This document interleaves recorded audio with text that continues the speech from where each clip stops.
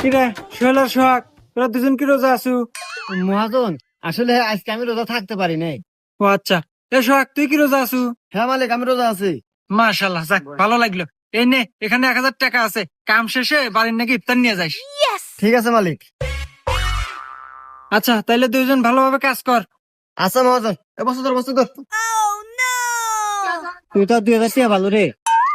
আরে টিয়া তো তুইও পালো নি, মিথ্যা কথা বলি। মিথ্যা কথা কছো, তার মানে তুই রোজা নাই?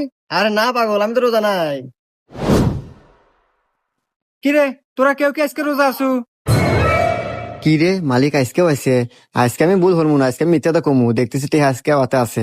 হ্যাঁ মহাজন, আমি আজকে রোজা আছি। আর সোহাগ তুই? না মহাজন, হ্যাঁ সাথে চেতন পাই নাই।